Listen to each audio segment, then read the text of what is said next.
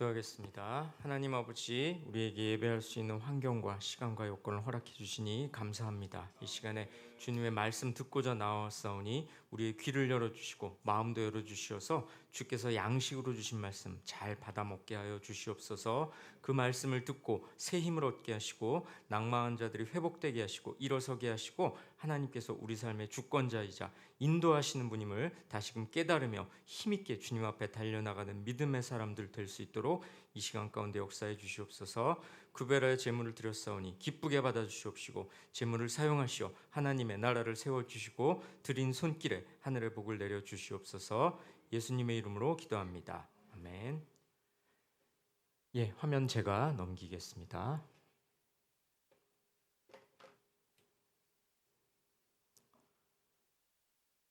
인간들이 모이면 을에 일어나는 일이 있습니다. 위계가 정해지는 일이죠. 누가 더 높으냐? 누가 윗사람이냐?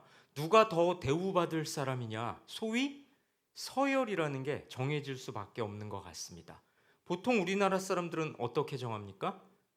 아무래도 나이가 많은 쪽이 더 대우를 받는 것 같습니다. 아니면요, 그 공동체 안에서 누가 더 경력이 많으냐? 이걸로 정해지는 것 같습니다. 그런데요, 문제는 그 서열 정하기가 애매할 때입니다.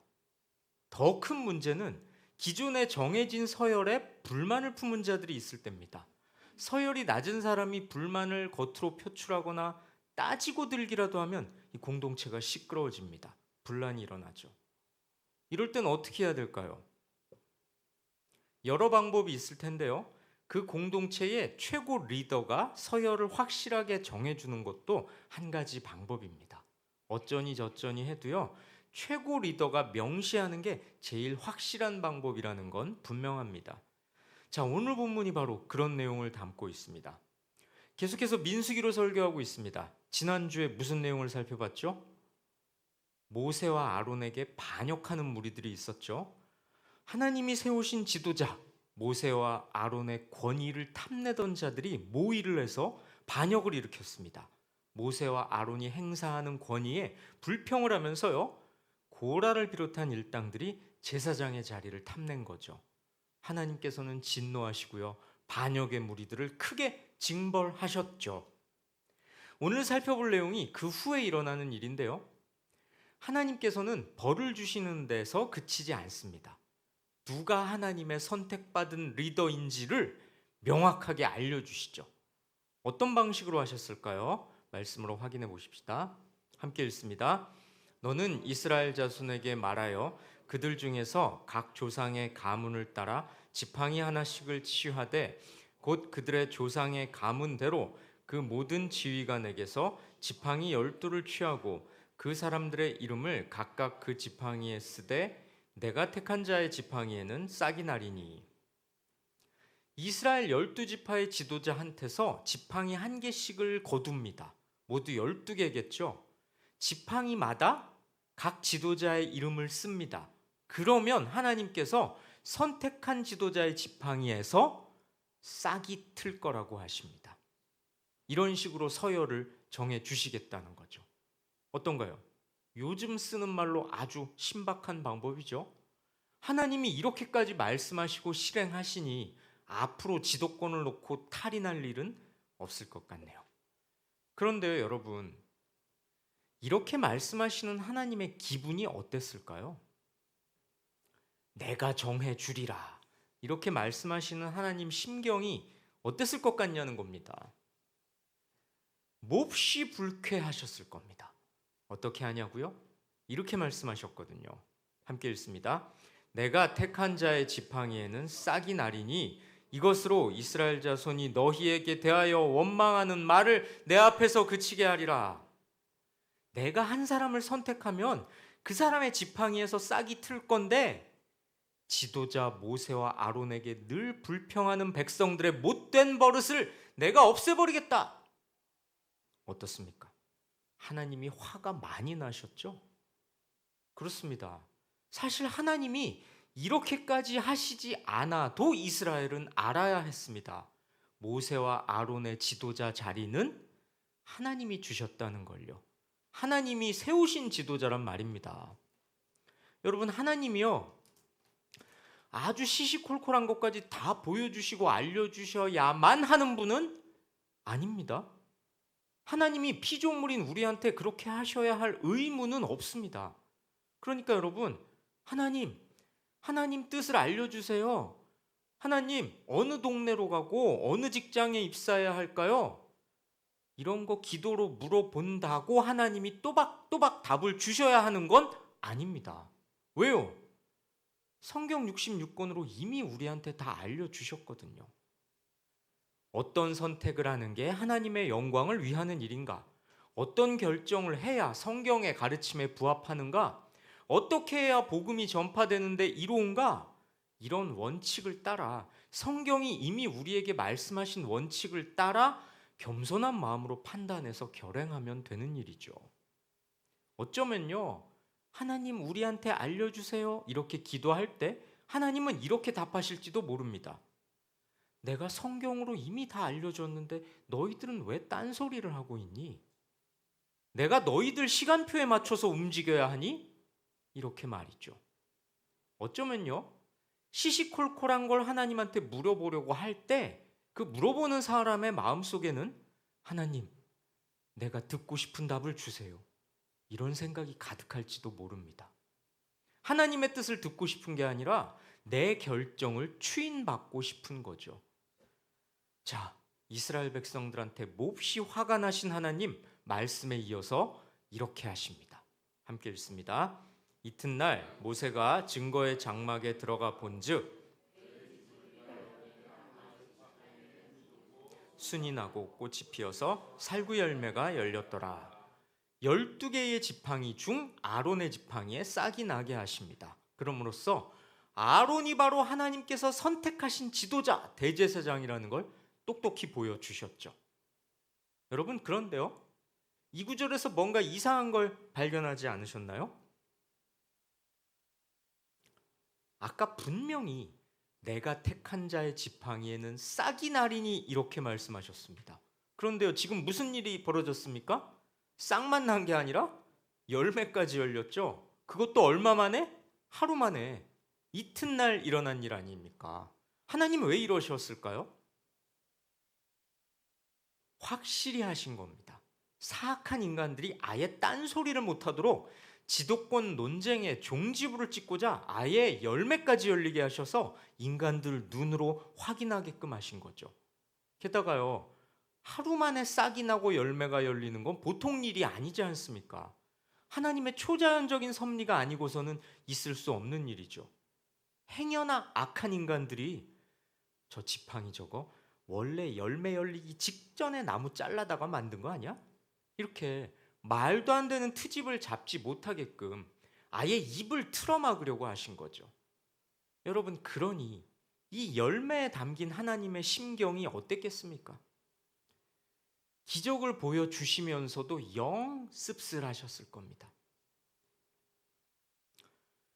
여러분, 그러니까요, 오늘날에도 기적 일어나는 게 기뻐할 일만은 아닙니다. 기적보다 더 강력하고 권위 있는 게 바로 말씀입니다. 우리가 말씀을 묵상하고 그 말씀에 감동을 받아서 그 말씀대로 사는 게 하나님이 원하시는 거지, 말씀은 멀리한 채 제멋대로 살다가 급할 때만 기적을 찾는다? 기적을 보면 감동해서 그제야 조금 하나님 살아계시네 이런 생각을 한다? 여러분, 이건요, 하나님을 불쾌하게 만드는 생각입니다. 그러니 여러분, 기적이 아니라 말씀을 붙드시기 바랍니다. 자, 이렇게 함으로 백성들이 모세와 아론의 지도권에 반기를 든 사건은 일단락이 된 것 같네요.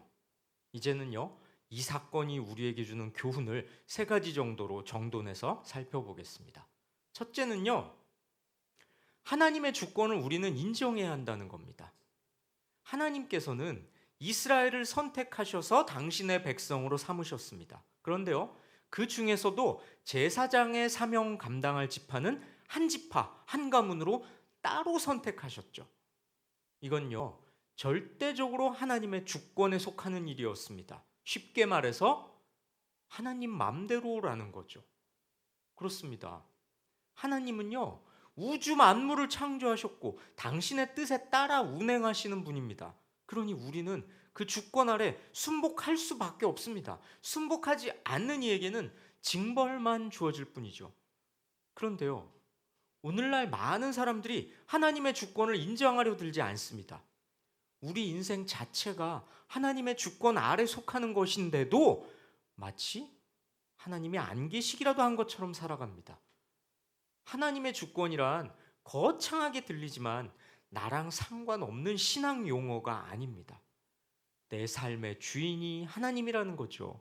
하나님께서 내 삶을 운행하시는 분이고 우리는 그 하나님의 인도하심을 따라 살아가야만 하는 존재라는 겁니다. 물론 하나님께서는 우리 인간에게 자유의지를 주셨습니다. 그래서 스스로 판단하고 결정하게 하시죠. 그런데요, 우리에게 자유의지를 주신 건 우리가 스스로 하나님의 영광을 위해 하나님의 뜻을 따라 하나님이 기뻐하실 결정을 스스로 하기를 원하시고 기대하셔서 그런 거지 마음대로 살아도 되게끔 하신 건 아닙니다. 때로 하나님께서는 그런 자를 즉각적으로 징계하셔서 바로잡으시기도 하는데요, 때로는 그냥 내버려 두십니다.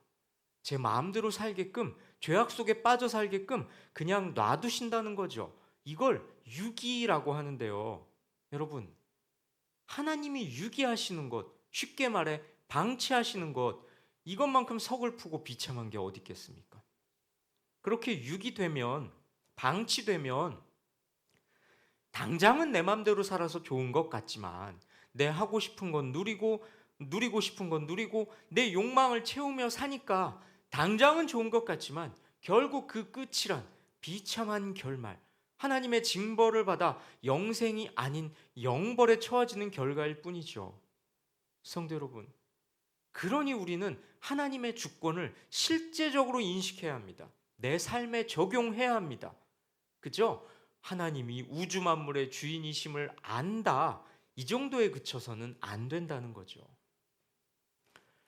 내 인생의 주인이 하나님이시다, 내 인생은 하나님 것이다, 이 점을 분명하게 인식하고 하나님께서 기뻐하신 인생을 살아가야 합니다. 하나님께 영광이 되고 하나님의 백성으로 하나님을 세상에 드러내면서 살아야 한다는 겁니다. 여러분, 이 사실을 믿음으로 받아들이시기 바랍니다. 자, 이제는요, 오늘 본문이 주는 두 번째 교훈을 살펴보겠습니다. 하나님은 흠결 있는 자를 사용하시기도 한다는 겁니다. 여러분, 12지팡이 중에 누구 지팡이에 싹이 났습니까? 아론의 지팡이에서 싹이 났죠? 그러니 아론을 하나님이 선택하신 건 분명합니다. 그런데요,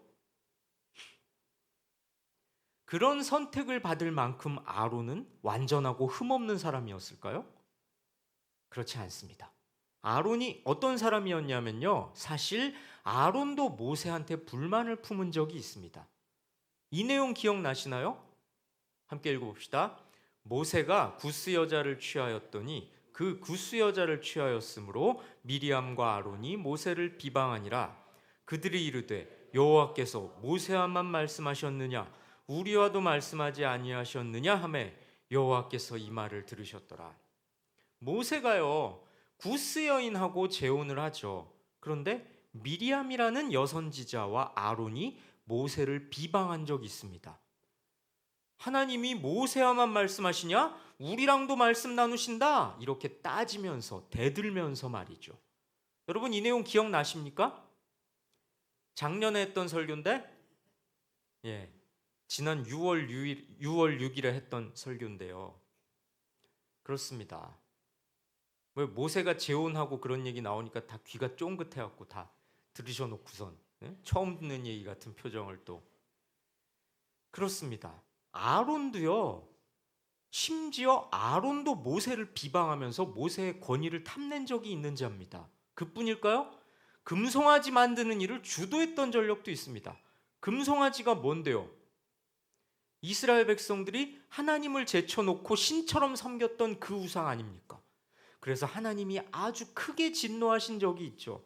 그때 아론이 뭐라고 했는지 한번 확인해 볼까요? 출애굽기 말씀입니다. 함께 읽습니다. 아론이 그들의 손에서 금고리를 받아 부어서 조각칼로 새겨 송아지 형상을 만드니 그들이 말하되 이스라엘아 이는 너희를 애굽 땅에서 인도하여 낸 너희의 신이로다 하는지라. 아론이요 이스라엘 백성들한테서 금부치를 거둡니다. 그걸로 뚝딱뚝딱 조각을 해서 금송아지 우상을 만들죠. 여기까지만 해도 큰 죄인데 이런 말까지 덧붙입니다. 백성들아 이 금송아지가 너네를 애굽 땅에서 인도해낸 너희들의 신이다.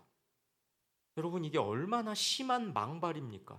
이 말을 들으신 하나님 심정은 어땠을까요?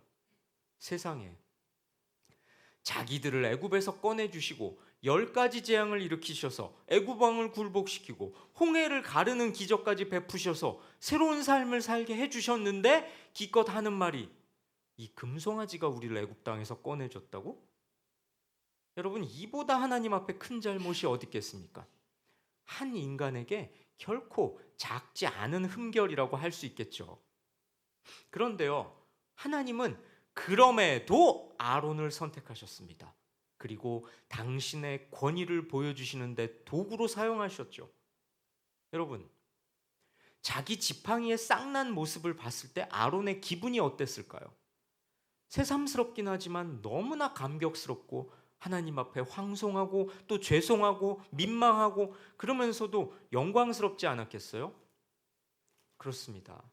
하나님은요 우리가 흠결이 있어서 쓰시고 안 쓰시고 하는 분이 아닙니다. 어떨 때는요 우리의 흠결까지도 당신의 뜻을 위해서 사용하십니다. 그러니 우리는 그 하나님의 주권 아래 순복할 수밖에 없는 것이죠. 자 여러분 여기서 한 가지 흥미로운 점을 살펴보겠는데요. 아론의 지팡이에 무슨 열매가 열렸다고 했죠? 예, 살구 열매입니다. 그렇죠? 그런데요 왜 하필 살구 열매일까요? 하고 많은 열매 중에 말입니다. 우리는 지금 한글 성경을 보고 있죠. 그런데 구약 성경은 원래 히브리어로 기록됐습니다. 히브리어란 아주 먼 옛날 이스라엘 민족의 언어거든요.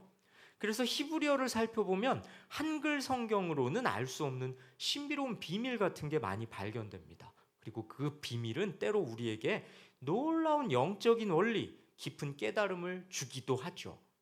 자, 이 살구나무가요 히브리어로 사케드라고 하는데요. 이 단어는 부활을 상징할 때 쓰는 단어입니다. 그렇습니다. 아론의 지팡이에 하필 살구 열매가 열린 건요. 아론이라는 인간을 하나님이 부활시키듯이 새롭게 하셨다는 겁니다. 부활과도 같은 새로운 변화의 은총을 입혀주셨다는 거죠. 성도 여러분, 하나님께서는 아무리 흠결 많고 연약한 인생일지라도 당신의 뜻에 따라 다시 회복시키시고 다시 다듬으셔서 사용하시는 분입니다. 그러니 여러분 포기하지 마십시오. 내 인생은 틀렸어. 저런 인간이 어떻게 하나님의 일을 해. 이런 생각은 금물입니다. 오히려요 흠 많고 연약한 인간일수록 하나님의 능력이 더 잘 드러나는 법입니다. 여러분 앞에서 설교하는 사람 목사가 될 거라고 꿈에도 생각 못했습니다. 그런데 뭐 어쨌든 이렇게 사역하고 있잖아요. 물론 못됐게 해서 성도님들이 다 못된지 알지만 그죠? 그 성품 안 바뀌는데 그래도 사역 곧잘 하잖아요. 하나님이 사용하시면 그렇다는 겁니다. 여러분 흠 있는 걸로 치자면 베드로는 어떻습니까? 예수님의 수제자였으면서 아니 한 가족과도 같았으면서 결정적인 순간에 예수님을 모른다고 부인하지 않았습니까? 하지만 나중에는 위대한 사도로 쓰임받지 않았습니까? 삼손은 어떻고요? 여자에 취해 욕망에 취해 망나니처럼 살았지만 하나님이 블레셋을 무찌르도록 사용하셨습니다. 성도 여러분, 나에게 흠이 있다고 자포자기하면서 하나님을 멀리해서는 안 됩니다. 어쩌면요 그런 마음이란 변화되기 싫어서 그럴 가능성이 높습니다. 지금 이 상태가 잘못된 상태라는 걸 알지만 지금의 즐거움, 지금의 유익을 놓치기가 내려놓기가 싫은 거죠. 겸손이 아니라 불순종인 겁니다. 포기하는 것 같지만 오히려 내 죄악을 포기하지 않고 붙잡는 하나님 앞에 악한 마음일 뿐이죠. 성도 여러분, 흠결 많은 인생도 사용하시는 하나님의 주권과 은혜를 소망하시기 바랍니다. 자, 오늘 본문이 주는 세 번째 교훈은 이것입니다. 여전히 무지하고 악한 이스라엘의 모습을 우리의 거울로 삼자는 겁니다. 아론의 지팡이에서 싹이 난 초자연적인 광경을 목격한 이스라엘, 이제 어떻게 해야 할까요? 당연히 하나님께 순복하면서 하나님을 칭송하면서 앞으로는 하나님 말씀에 순종하겠습니다. 잘못했습니다. 이런 태도로 나왔어야죠. 그런데요, 이스라엘 백성들은 그러지 않았습니다. 함께 읽습니다. 이스라엘 자손이 보소서 우리는 죽게 되었나이다. 망하게 되었나이다. 다 망하게 되었나이다. 가까이 나아가는 자, 곧 여호와의 성막에 가까이 나아가는 자마다 다 죽사오니 우리가 다 망하여야 하리까. 이게 무슨 말입니까? 다 죽게 됐다니, 다 망하게 됐다니. 기적을 본 백성들은 하나님을 두려워합니다. 그런데요, 두려워하는 이 반응은 회개의 반응이라고 할 수 없습니다. 다 죽게 됐다니요. 하나님이 이스라엘을 진멸하시려고 이적을 보여주신 게 아닙니다. 보고 깨달으라고 하신 거죠. 경각심을 갖고 죄에서 돌이키라고, 다시는 같은 잘못 저지르지 말라고 하신 거죠. 죽이려고 베푼 기적이 아니라 살리려고 베푼 기적입니다. 그런데요, 다 죽는다니요. 게다가요, 성막에 가까이 가면 죽는다는 건요, 이 사건이 벌어지기 전부터 하나님이 정하신 법도였습니다. 원래 그랬다는 거예요. 자, 말씀 함께 읽습니다. 너는 아론과 그의 아들들을 세워 제사장 직무를 행하게 하라. 외인이 가까이 하면 죽임을 당할 것이니라. 아론 가문의 제사장만 성막에 갈 수 있었어요. 원래부터. 그런데 왜 또 뚱딴지같이 다 죽는다고 이런 탄식을 하는 걸까요? 아직도 하나님의 규례를 인정하기 싫다는 겁니다. 하나님이 아론을 선택하셨지만, 기적을 보여주시면서까지 아론을 선택하셨는데 자기들은 아직도 그게 못마땅하다는 겁니다. 아론의 제사장 직분에 대해서 반감을 갖고 있다는 걸 은근히 돌려서 말한 거죠. 기적을 목격하고도 하나님의 권위를 인정하지 않고 하나님의 명령에 순종하지 않으려 하는 겁니다. 여러분, 어떠십니까? 우리에게 이런 모습이 있지는 않습니까? 기적을 본 적이 없다고요? 기적을 본 적이 없어서 나는 좀 덜 순종한다고요? 여러분, 아니라니까요. 기적보다 더 크고 깊고 분명한 건 하나님의 뜻이 기록된 말씀입니다. 말씀을 우리에게 주셨는데 그 말씀을 보고서도 그 말씀에 순종하지 않는다면 이스라엘 백성들의 이런 모습과 뭐가 다르겠습니까? 그리고요, 생각해 보세요. 지금 죽지 않고 살아서 이 자리에 예배하는 우리 모두 하나님의 기적 같은 은혜를 경험하고 있는 겁니다. 그렇지 않습니까? 그럼에도 하나님께 불순종하고 있지는 않습니까? 성도 여러분, 오늘 우리는 아론의 지팡이에서 싹이 나는 사건을 살펴봤습니다. 하나님께서는요, 당신이 세우신 권위를 확실히 하시고자 아예 눈앞에서 기적을 보여주셨습니다. 기적을 보여주시는 하나님 마음은 씁쓸하셨을 겁니다. 그토록 분명히 일러줬는데도 받아들이지 않고 불순종하니까 말이죠. 당신의 주권을 받아들이라고 똑똑히 가르쳐 주셨습니다. 성도 여러분, 우리 인생의 주권자가 하나님이심을 믿으시기 바랍니다. 그분은요, 우리 인생의 주인이십니다. 그러니 우리는 그분 명령대로 살아야 합니다. 그분이 기뻐하실 일을 해야 합니다. 그 방법이란 성경 말씀이 가르치는 바대로 따르는 겁니다. 하나님은요, 기적보다 말씀에 반응하길 원하시는 분입니다. 그렇게 말씀을 사모하며 말씀에 순종할 때 아론 같은 흠결 있는 자도 연약하고 허점 투성이일지라도 당신의 뜻에 따라 사용하실 겁니다. 이 말씀을 가슴에 새기시고 순종함으로 하나님을 기쁘시게 해드리며 하나님께 쓰임받는 인생 살아가시길 주님의 이름으로 권면하고 축원합니다. 찬양하시